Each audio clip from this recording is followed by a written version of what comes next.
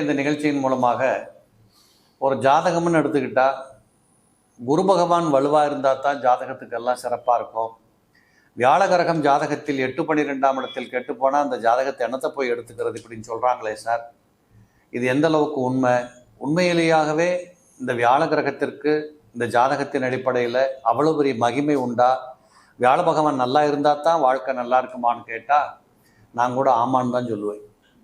ஏனென்றால் உங்கள் ஜாதகத்தில் நீங்கள் எந்த லக்னத்தில் பிறந்தவர்களாக இருந்தாலும் பரவாயில்லை. உதாரணத்துக்கு ரிஷப லக்னம், அவர் அட்டமாதிபதி. அதே போல் சிம்ம லக்னத்திற்கு கூட அவர் ஒரு வகையில் அட்டமாதிபதி. இப்படி எந்த லக்னத்தில் பிறந்தவர்களாக இருந்தாலும் என்னை பொறுத்தளவு ஒரு ஜோதிடராக சொல்லணும்னா இந்த வியாழ கிரகம் என்று சொல்லக்கூடிய குரு பகவான் லக்னத்தை பார்க்கும்படியாக அல்லது லக்னத்திற்கு பக்கத்திலே அல்லது உங்களுக்கு ஒரு திசை நடந்துக்கிட்டு இருக்குன்னு வச்சுக்கோமே. இப்போ உதாரணத்துக்கு நீங்கள் ஏதோ ஒரு லக்னத்தில் பிறந்து ஒரு சூரிய தசை நடந்துகிட்டு இருக்கு. அப்போ அந்த சூரியனுக்கு பக்கத்தில் அல்லது சூரியனை பார்த்து கொண்டு எந்த திசைகள் நடந்தாலும் குரு பகவான் எந்த இடத்தில் இருந்தாலும் இப்படிப்பட்ட அமைப்புகளில் ஒரு ஜாதகத்திலே குரு பகவான் இருந்துவிட்டால் அந்த ஜாதகம் எவ்வளவு சிரமங்கள் ஏற்பட்டாலும் எவ்வளவு சிக்கல்கள் ஏற்பட்டாலும் அங்கங்கு அதற்கு தகுந்தபடி தப்பித்து வாழுகின்ற ஒரு வாழ்வாதாரத்தை கண்டிப்பாக பெற்றுக்கொள்ளுகிறது. உதாரணமாக சொல்ல போகணும்னா குரு பகவானுக்கு இவ்வளோ ஒரு மகிமை என்னன்னு கேட்டிங்கன்னா, ஒரு ஜாதகர் இந்த உலகத்தில் பொருளாதார பாதுகாப்போடு வாழணும்னா ஒரு ஜாதகத்தில் குரு பகவான் மிக வலிமையாக இருக்கணும். அவர் எப்படிப்பட்ட வலிமை பெற்றிருக்கணும்னு கேட்டிங்கன்னா 5, 7, 9, 2, 11 போன்ற இடங்கள் இருப்பது ரொம்ப உத்தமமாக இருக்கும். இப்படிப்பட்ட வலிமை பெற்றவர்களுக்குத்தான் சிக்கல் பிக்கல்கள் வந்தாலும் தீர்த்து கொள்ளுகின்ற வல்லமையும் அதன் வழிகாட்டுதலும் கண்டிப்பாக கிடைக்கிறது உண்டு. இந்த உலகத்திலே பார்த்தீங்கன்னா தனாதிபதி என்று புகழக்கூடியவர் குரு பகவான். காலபுருஷனுக்கு 9ஆம் பாவாதிபதியாக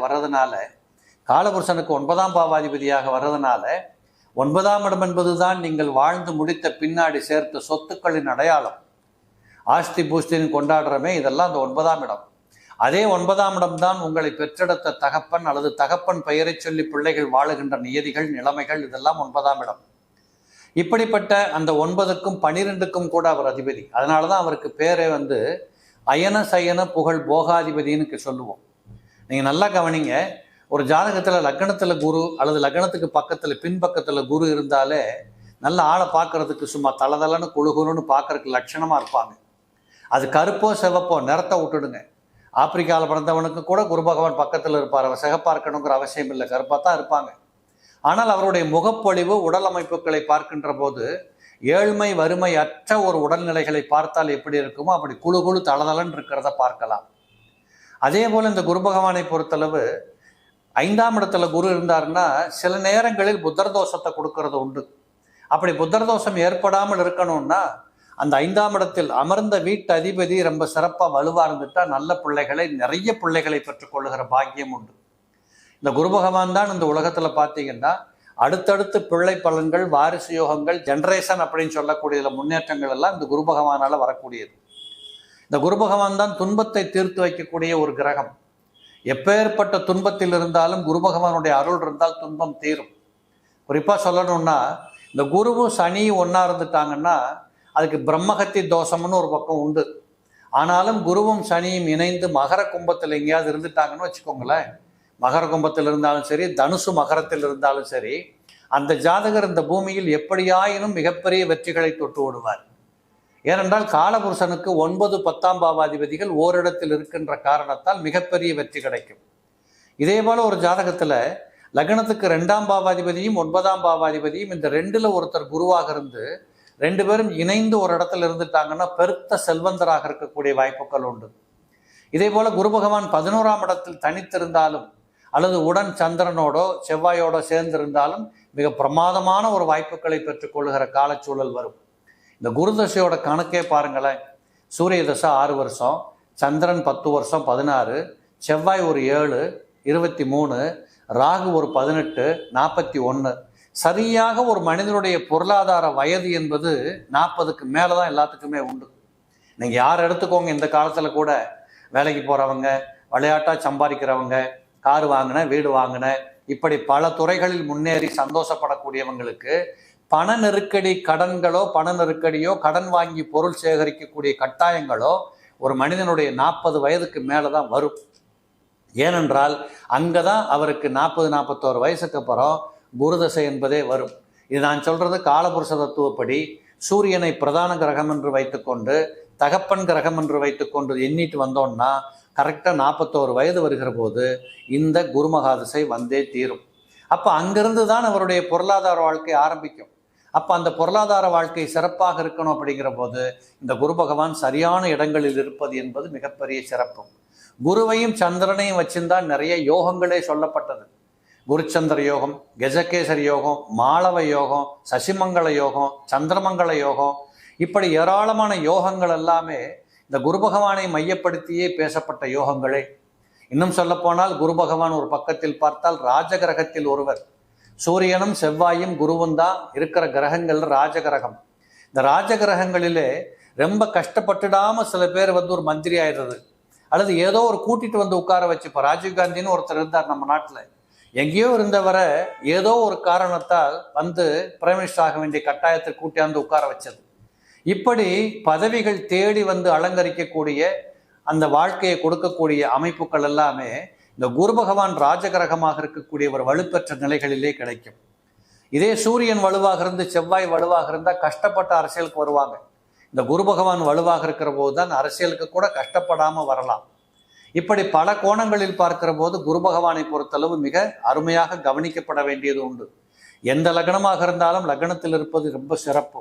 ஏனென்றால் குரு பகவான் பார்க்கின்ற இடத்தை பலப்படுத்துவார். அப்போ லக்னத்திலிருந்து பார்த்தால் 7ஆம் இடம் பார்வையில் மாட்டும். அப்போ 7ஆம் இடம் என்பது குரு பார்க்க கோடி புண்ணியம் என்று சொல்லுகின்ற விதத்திலே நீங்கள் எப்படிப்பட்டவராக இருந்தாலும் சரி, கஞ்சனாக இருங்க, செலவாளியா இருங்க, முரடனா இருங்க, புத்திசாலியா இருங்க, எப்படி இருந்தாலும் உங்களுக்கு வரக்கூடிய மனைவி பிரமாதமான குணபேதம் இல்லாத ஒரு சுத்த பரிசுத்த நல்ல பெண்ணாக இருக்கக்கூடிய வாய்ப்புகள் கிடைக்கும். அதை தான் சில பேர் சொல்றீங்க, இந்த முரட்டு பயலுக்கு இப்படி ஒரு புண்ணியமான பொண்ணு கிடைச்சிருக்கிறாளே, எப்படியா இதெல்லாம் ஜாதகத்தில் அமையுது? இப்படி கேட்கறது எல்லாமே இதனுடைய விளைவின் மூலமாக வரக்கூடியது.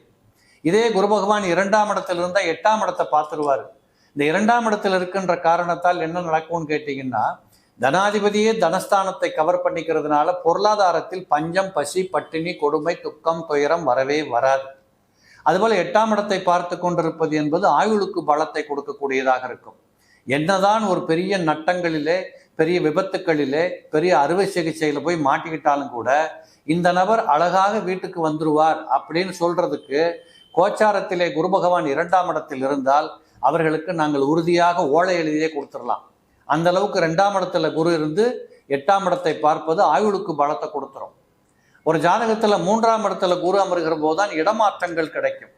உதாரணத்துக்கு இன்னைக்கு மிதுனத்துல குரு இருக்கிறார். அநேகமா மேசராசியில பிறந்திருக்கக்கூடிய அநேகர் பார்த்தீங்கன்னா உத்தியோகத்தில் மாற்றங்கள், வீட்டை மாற்றுவது, ஊரை மாற்றுவது, நாட்டை மாற்றுவது, இப்படிப்பட்ட இடமாற்றங்கள், தொழில் மாற்றங்கள் சம்பந்தப்பட்ட மாற்றங்கள் எல்லாமே இந்த 3ஆம் இடம். மாற்றம் வரணும்னா என்ன பண்ணணும்? முதல்ல உங்களுக்குள்ள ஒரு தைரியம் வரணும். இதை விட்டுட்டு அங்கே போனால் இந்த வேலை நிலைக்குமா, அவன் வேலை ஒழுங்காக கொடுப்பானா, இந்த மாதிரி சம்பளம் அங்கே கிடைக்குமா, இப்படின்னு பதட்டப்படாமல் ஒரு இடமாற்றத்தை நோக்கி போகிறதுக்கு தைரியம் வரணும். 3ஆம் இடத்திற்கு பேரே என்ன? முயற்சி, தைரிய, வீரிய, பராக்கிரமஸ்தானம்னு பேர். அதே போல 3ஆம் இடத்தில் இருக்கிற போது அவர் 9ஆம் இடத்தை பார்த்து கொண்டிருப்பார். அப்போ 9ஆம் இடத்தை குரு பார்ப்பது என்ன ஆகும்னு கேட்டீங்கன்னா, நிச்சயமாக உங்களுக்கு இன்னும் அதிக சம்பாதிக்கக்கூடிய வாய்ப்புகள் ஏற்படும். தகப்பனிடமிருந்து வர வேண்டியதெல்லாம் கூட தேடி வரும். விட்டு போன காசு பணத்தை எல்லாம் கூட கலெக்ட் பண்ணிக்கக்கூடிய வாய்ப்புகள் எல்லாம் நிறைய பேருக்கு வரும். இதே போல குரு பகவான் 4ஆம் இடத்தில் இருக்கிறான்னு வச்சுக்கோங்களேன். ஒரு தசை நடந்ததுன்னு வச்சுக்கிட்டா, இந்த 4ஆம் இடம் என்று சொல்லக்கூடியது சில நேரத்தில் கேந்திராதிபத்திய தோஷத்தை கொடுக்கக்கூடிய அமைப்பு. ஆனாலும் 4ஆம் இடத்துல குரு இருப்பது என்பது வீடு, மனை, கார், வாகன சம்பந்தப்பட்ட விஷயத்திற்கு ரொம்ப சிறப்பை கொடுக்கக்கூடியதாக இருக்கும். அது மட்டுமல்ல, அவர் அங்கிருந்து கொண்டு 10ஆம் இடத்தை பார்த்து கொண்டிருப்பார். ஒருவேளை இந்த 10ஆம் இடத்தை பார்க்கிற போது அது புத பகவானுடைய வீடாக இருந்ததுன்னா, இப்படிப்பட்டவங்க தான் டீச்சராக இருப்பாங்க, வாத்தியாராக இருப்பாங்க, அட்வொகேட்டாக இருப்பாங்க, ஜட்ஜுகளாக இருப்பாங்க. ஏனென்றால் தன் கருத்துக்களின் மூலமாக சமூகத்தை திருத்துவதற்கு தேவைப்படுகின்ற அறிவு, திறமை, ஆற்றலை எல்லாம் இந்த குரு 10ஆம் இடத்தை பார்க்கின்ற காரணத்தால் மிக தெளிவான ஒரு நல்ல வாழ்க்கை வளர்ச்சிகள் எல்லாம் கண்டிப்பாக கிடைக்கும். இதே குரு பகவான் 5ஆம் இடத்தில் இருந்து ஒரு திசையை நடத்துகிற சூழல் ஏற்பட்டது. அது ஒரு நல்ல இடம், நீச்சம் இல்லாமல், யாருடைய பாதகமும் இல்லாமல், நல்ல இடமா இருந்துருச்சுன்னு வச்சுக்கோங்களேன், கண்டிப்பாக குருவுக்கு இடம் கொடுத்த கிரகம் பரிவர்த்தனை யோகம் பெற்றிருந்தாலோ உச்சநிலைகளில் இருந்தாலோ இந்த குரு பகவான் சமத்தா பிரமாதமா நல்ல பிள்ளைகளை பெற்றுக்கொள்றது, தான் சம்பாதித்த சுய சம்பாத்தியங்களை தன் பிள்ளைகளுக்கு பங்களிப்பது, இப்படி இந்த உலகத்தில் தன்னோட பேர் ரிஜிஸ்டர் ஆஃபீஸில் இருக்கு, தன்னோட கையெழுத்து கவர்மெண்ட்ல இருக்கு, இப்படிங்கிற நிலைகளை கட்டாயம் ஏற்படுத்தி கொடுக்கும். ஏனென்று கேட்டால் 5ஆம் இடம் என்பது இந்த மனுஷன் சம்பாதிச்சதை பிள்ளைங்க செலவு பண்றதுக்கு வருவாங்க. அதே போல குரு பகவான் 11ஆம் இடத்தை பார்த்து கொண்டிருப்பார். இந்த 11ஆம் இடத்தை பார்க்கிற போது நிறைய வருமானங்கள் வரும். என்ன சில நேரங்கள்ல ஆண்களாக இருந்தால் கொஞ்சம் ஒழுக்க குறைபாடுகளுக்கு காரணம் வந்துடும். இதுல கொஞ்சம் ஜாக்கிரதையா இருக்கணும். இதே போல குரு பகவான் 6ஆம் இடத்தில் வீற்றிருந்தால் கொஞ்சம் சூடு சொரண ரோசம் மானம் என்று சொல்லக்கூடிய கொதித்தெழுகின்ற எண்ணங்கள், சத்தியத்துக்கு கட்டுப்பட்டு தர்மத்தின்படி வாழணும்னு புறப்பட்டு மற்றவங்களை இந்த வாக்குவாதம் பண்ணியே இவங்க கேரக்டர் அவங்க கேரக்டரோட ஒத்துப்போகலைங்கிற கான்செப்ட்னாலேயே நிறைய இடங்களில் பகைமை உருவாக ஆரம்பிக்கும்.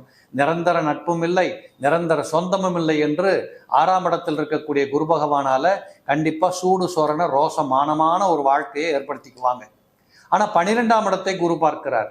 இந்த 12ஆம் இடத்தை குரு பார்க்கறதுனால இத்தனையும் இருந்துட்டாலும் கூட நேரத்துக்கு சாப்பிட்றது, நிம்மதியாக தூங்குறது, படுத்த உடனே தூங்கி எந்திக்கிறது, அயன சயன புகழ் போக பாக்கியத்தை அளவாக திறமையாக அனுபவிக்கிறது, இத்தனை வாய்ப்புகளும் இந்த வியாழ கிரகம் கண்டிப்பாக ஏற்படுத்தி கொடுக்கும்.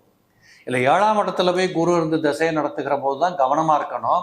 சில நேரங்களில் சில இடங்களில் 7ஆம் இடத்துல குரு அமருகின்ற போது அது சில விதமான துன்பத்தை கொடுக்கக்கூடியதாக இருக்கிறது. அது எல்லாருக்கும் அப்படி இல்லை. அவர் இருந்த நட்சத்திரத்தை சார்ந்து சில நேரங்களில் மாறுபடுவதும் உண்டு. இருந்தாலும் 7ஆம் இடத்திலே உபய லக்னத்திற்கு 7ஆம் இடத்திலே மிதுனம் கன்னி என்று சொல்லக்கூடிய 2 லக்னத்திற்கும் 7ஆம் இடத்துல போய் குரு அமர்கிற போது அது கொஞ்சம் விரும்பத்தக்கதல்ல, சில நெகட்டிவான பலன்களை கொடுக்கும். ஆனால் அவருடைய பார்வை லக்னத்தை பார்க்கின்ற காரணத்தால் அதில் ஒரு பெருமையும் நிகழும் என்பதுதான் உண்மை. 8ஆம் இடத்தில் குரு அமருகின்ற போது என்ன நடக்கும்? ஆயுளுக்கு பங்கம் இல்லை. 2ஆம் இடத்தை குரு பார்த்துடுறாரு, பொருளாதாரத்திற்கு பங்கம் இல்லை. ஆனால் என்னன்னா சுய வாழ்க்கை, அந்த மனிதனாக படித்து முடித்து ஹாஸ்டலில் படித்தேன் சார், அதுக்கப்புறம் எங்கேயோ வெளியூரில் வேலை பார்த்தேன், அப்புறம் கல்யாணம் பண்ணினேன், என் ஒய்ஃபும் வேலைக்கு போகிறேன், நானும் வேலைக்கு போகிறேன், 2 பேரும் துணி துவைக்கிறோம், 2 பேரும் பாத்திரம் கழுவுறோம், இப்படிங்கிற மாதிரி ஒரு சுகமான வாழ்க்கை இல்லாத ஒரு நெருக்கடிகளை சந்திக்கக்கூடிய வாய்ப்புகள் உண்டு. ஆனால் பொருளாதார விருத்திகள் தாராளமாக இருக்கும். இதே 9ஆம் இடத்திற்கு குரு செல்லுகின்ற திசை நடத்தினா எப்படி இருக்கும்? 9ஆம் இடம் என்பது தகப்பனுடைய சொத்துக்களை காட்டக்கூடியது, ஆஸ்தி பூஸ்திகள், தெய்வ பலன்களை சொல்லக்கூடியது. ரொம்ப கோயில்கோளாக சுற்றுவாங்க, ஆனாலும் முயற்சியினால தான் வெற்றி பெற முடியும். 8ஆம் இடத்தால் 9ஆம் இடம் என்று சொல்லக்கூடிய இடத்துல உட்கார்ந்ததுனால அந்த ஸ்தானத்தை வலுவிழக்க செய்து 3ஆம் இடத்தின் மூலமாக மனிதனை வளர விடுவார். அந்த அடிப்படையில் எல்லா கோயிலுக்கும் போயிட்டு வந்தேன் சார், இருந்தாலும் நான் பாடுபட்டா தான் கிடைக்குது சார், அரசன் ஆண்டான்னு, ராமன் ஆண்டான்னு, சீதை ஆண்டான கதையை என் பொழப்ப நான் தான் பார்க்க வேண்டியது இருக்கு, இப்படி கொஞ்சம் வருத்தப்பட்டு கொண்டு முன்னேறுகிற செய்திகளும் அங்கே உண்டு. இல்லை 10ஆம் இடத்தில் குரு அமர்ந்து திசை நடத்துகின்ற போது தொழில் யோகங்களில் பார்த்தீங்கன்னா படிப்புக்கு தகுந்த உத்தியோகத்தை சிறப்பாக பெற்றுக்கொள்ளக்கூடிய ஏராளமானவர்கள் உண்டு. 10ஆம் இடம் என்பது தொழில், 4ஆம் இடம் என்பது படிப்பு. அந்த படிப்பை பயன்படுத்தி வெற்றி பெறக்கூடிய வாய்ப்புகள் நிறைய பேருக்கு கிடைக்கும். இன்னும் நிறைய பேர் பயணங்களின் மூலமாக வெற்றி பெறுவார்கள், நீண்ட தூரங்களுக்கு சென்று வாழ வேண்டிய வாய்ப்புகள் இருக்கும். இப்படியெல்லாம் பார்க்கின்ற போது இந்த 10ஆம் இடத்தில் குரு இருந்து கொண்டு 4ஆம் இடத்தை பார்ப்பது கௌரவம், சுகம், புகழ், பட்டம், பதவி, வாகன யோகங்கள், வீடு மனை வாசல், அடிப்படை வசதிகள், வாய்ப்புகள், நிலபுலன்கள் இத்தனையும் கிடைக்கும். 11ஆம் இடத்திலே குரு அமர்ந்துகிற போது என்ன ஆகும்னு கேட்டீங்கன்னா அவர் அங்கிருந்து கொண்டு சரியாக 5ஆம் இடத்தை பார்த்து கொண்டிருப்பார். நீங்கள் வாழுகின்ற வாழ்க்கை உங்களுக்கானதல்ல, உங்கள் பிள்ளைகளுக்கானது, அவர்களுக்காக உங்கள் வாழ்க்கையை நீங்கள் வாழ்றீங்க அப்படிங்கிறது தெரியும். சில பேர் பார்த்தா கல்யாணம் பண்ணிக்குவாங்க, ஒரு குழந்தையை பெற்றுருவாங்க, குழந்தைய பெற்றதுக்கு அப்புறம் இவங்க புருஷன் மூட்டாட்டிங்கிறதே மறந்து போகும். அந்த குழந்தைய வளர்க்க ஸ்கூல்ல கொண்டு விட, சாயந்தரம் ஒரு கிளாஸு, காலையில் ஒரு கிளாஸு, இப்படியே அவங்க பொழப்பு போய் இந்த பிள்ளைக்காகவே எங்கள் வாழ்க்கையை முடிச்சிட்டோங்கிற மாதிரி நிற்பாங்க. ஆனால் அந்த பிள்ளை மிக வெற்றிகரமாக வாழ்றத கண்டிப்பாக பார்த்து சந்தோஷப்படுவதும் உண்டு. இல்லை 12ஆம் இடத்திலே குரு அமர்கின்ற போது செலவுகள் குறையணும், ஆனால் இவங்களால குறைக்க முடியல. 5 ரூபா எடுத்துட்டு கடைக்கு போனால் பத்தலைன்னு சொல்லி திரும்ப கிரெடிட் கார்டில் யூஸ் பண்ண வேண்டியது இருக்குது. இப்படிப்பட்ட அனாவசிய செலவுகள், அனாவசியமாக சாப்பிட்றது, தூங்குறது, ஆக எப்படி பார்த்தாலும் அது தங்களுக்காக நீங்கள் செய்து கொள்ளக்கூடிய செலவுகளாக இருந்தாலும் கூட 6ஆம் இடத்தை குரு பார்க்கின்ற காரணத்தால் இவ்வளவும் பண்ணி பார்த்தாலும் கொஞ்சம் கையில் மிச்சம் இருக்குது, எல்லாம் வேஸ்டா போயிடல, அப்ப நான் வாழ்ந்த வாழ்க்கை தான் கரெக்ட் போல் இருக்கு இப்படி என்று மற்றவர்கள் நினைக்கின்ற அளவிற்கு உங்கள் வாழ்க்கை நல்லபடியாக அமையும். அப்படியாக இந்த ஜாதகங்கள்ல பார்த்தீங்கன்னா குரு பகவானுடைய இருப்பிட அமைப்பு என்பது மிக மிக சிறப்பாக இருக்கணும். இந்த குரு பகவானை பொறுத்தளவு தான் ஒரு மனிதனுடைய வாழ்க்கை பாதுகாப்பிற்கு மிக முக்கியமான கிரகம். அதனால தான் முருகப்பெருமானை குரு பகவானுக்கு சொல்றோம். முருகப்பெருமான் தான் வேலாயுதத்தை வைத்து கொண்டு மக்களை பாதுகாக்கிறார். இப்படிப்பட்ட தொடர்புகளோடு இந்த குரு என்று சொல்லக்கூடிய கிரகம் ஒரு மனிதனை காப்பாற்றுவதற்காக ஜாதகத்தில் அமர்ந்திருக்கிறது. அது காப்பாற்றுற மாதிரி இருந்தால் தான் வாழ்க்கைக்கு நல்லது. உங்கள் ஜாதகத்தை எடுத்து பாருங்க, எப்படி இருக்குன்னு புரிஞ்சுக்கோங்க. மீண்டும் சந்திப்போம் நேயர்களே. நன்றி, வணக்கம்.